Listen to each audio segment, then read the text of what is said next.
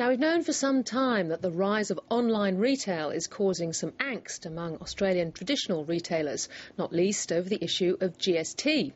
Today, eBay Australia released its Online Business Index, a major survey of Australian companies involved in online e-commerce, which reveals new tensions, particularly around manufacturers and product suppliers. Deborah Sharkey is eBay Vice President, and I spoke with her earlier today. Deborah Sharkey, welcome to Lateline Business. Thanks. Pleasure to be here.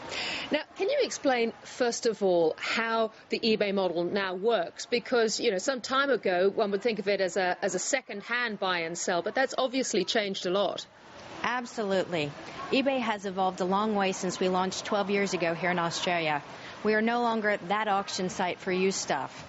Now, the vast majority of items for sale are brand spanking new. In fact, we see that the largest 2,000 businesses selling on eBay in Australia turned over an average annual sales turnover between $120,000 and $12.6 million last year. Now, you've launched your Online Business Index today of those 2,000 Australian businesses, and they've grown, 38% last year. That's quite a jump when you think about what's been happening in retail more generally. It is indeed. eBay's Online Business Index looks at the largest businesses selling on eBay in Australia. And what we see is that Australian-based businesses selling on eBay grew more than 10 times faster than retail last year. Do you think that was at the expense, though, of the bricks and mortar retail? On the contrary, many of our respondents say that they use eBay as a complementary sales channel. They may also sell on physical stores or their own websites. There is a more complex side, though, because in your survey, the index said that 78% of those surveyed said they had trouble with manufacturers and suppliers who tried to stop the sale of their products online.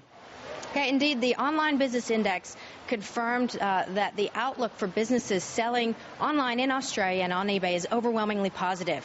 That's not surprising. We see that data every single day and every month when 6 million Australians visit eBay. But what's more surprising is that the survey highlighted some key enablers and barriers we will need to overcome to nurture further growth.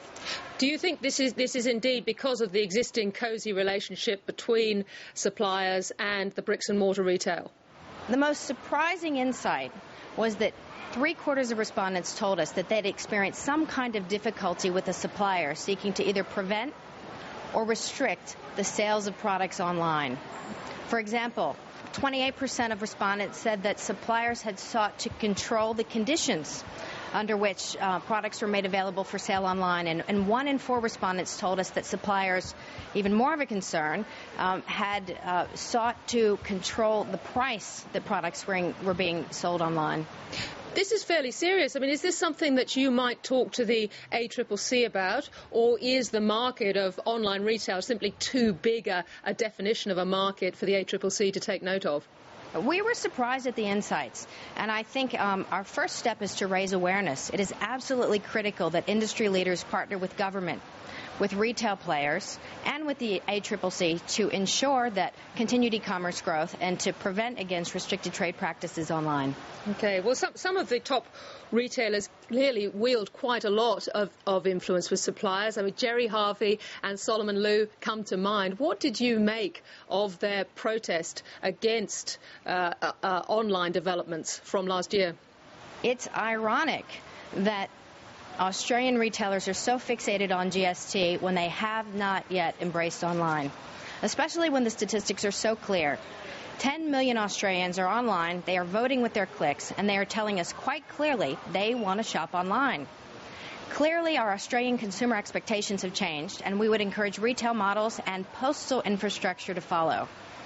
On the other side of the business, you've got competition potentially coming from overseas. You say lots of online customers are looking at buying stuff overseas that they can't actually get here.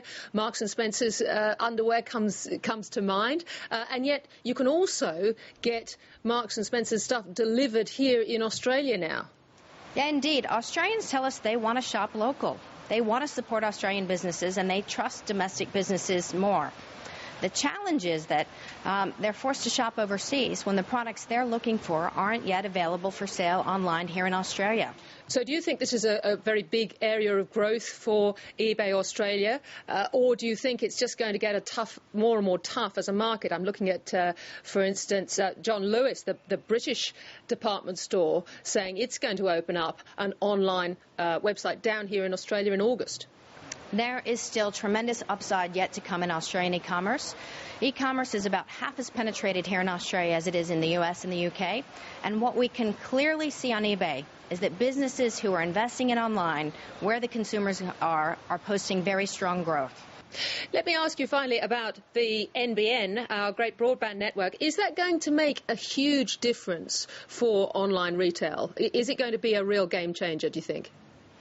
A healthy e-commerce sector absolutely goes hand in hand with broadband capabilities.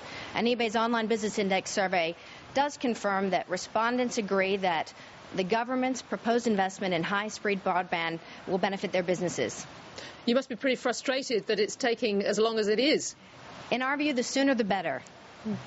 The benefits are clear. There are very strong correlations between e-commerce penetration and broadband penetration. That's a very diplomatic answer. Thank you very much, Deborah Charkey. Thank you for joining us. You're welcome. Thank you.